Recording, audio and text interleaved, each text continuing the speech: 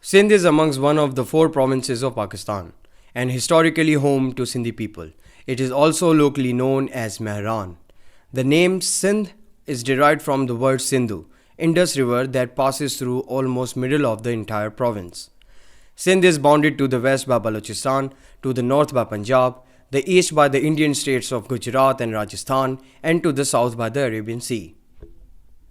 Sindh is called the land of Sufis. Sufis like Shah Abdul Latif Bhitai, Lal Shehbaz Qalandar, Sachal Sarmast are the main faces of Sindh. Sindh, a home to art and artists. Sindh has a rich heritage of traditional handicraft that has evolved over centuries. The traditions of Sindhi craftwork reflect the cumulative influence of 5,000 years of invaders and settlers, whose various modes of art were eventually assimilated into the culture. The elegant, floral, and geometrical designs that decorate everyday objects, whether of clay, metal, wood, stone, or fabric. Sindh has a reputation for ajraks, pottery, leatherwork, woodwork, carpets, textiles, and silk clothes, which, in design and finish, are matchless.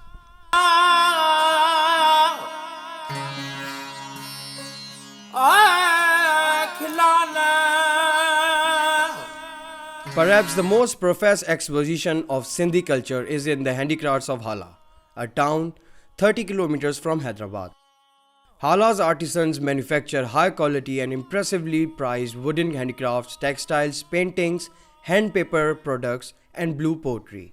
Lacquered woodworks known as Jhandi, painting on wood, tiles, and pottery known as Kashi, hand-woven textiles including khadi, susi, and ajraks are synonymous with Sindhi culture preserved in Hala's handicraft. But if we talk about its lacquered work, a town not so far from Hala known as Bhidsha has more old artists and professionals than Hala.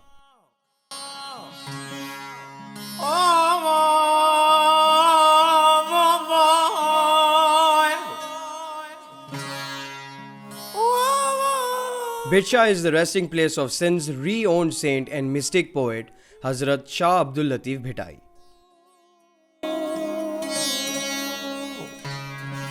His grave is enclosed by a carved wooden screen and lies under a beautiful painted fresco.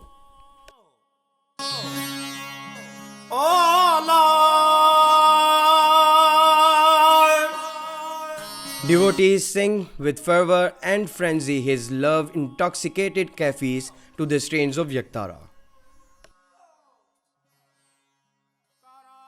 Amongst the numerous traditional forms of art, Jhandi has been of particular identification for the area and a source of livelihood and sustenance for artisans and their families for many years. Although the practice of lacquering objects originated 4,000 years ago in Asia region, Jhandi work can be traced back to the dynasty periods of India and China. Early records of Sindh indicate its presence since the 14th century Sama period. At the time, usage of Jhandi was utilitarian as lacquer was applied to add sturdiness to wooden objects in daily use. Religious leaders had lacquered staffs during prayers and traders measured grain in wooden pots with the lacquered work on them. In addition, lacquer was used to decorate boxes and swings for royalty and other vessels and containers for common household use.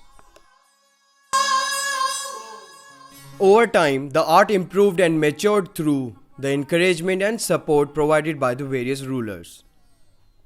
It reached its apex during the 18th century under the Kalhora dynasty when Jhandi found its present home in Hala.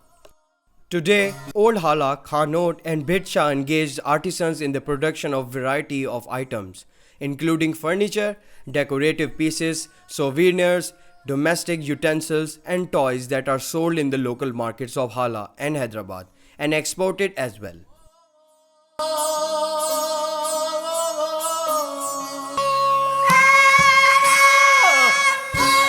The declining art calls for urgent measures on the part of government and civil society.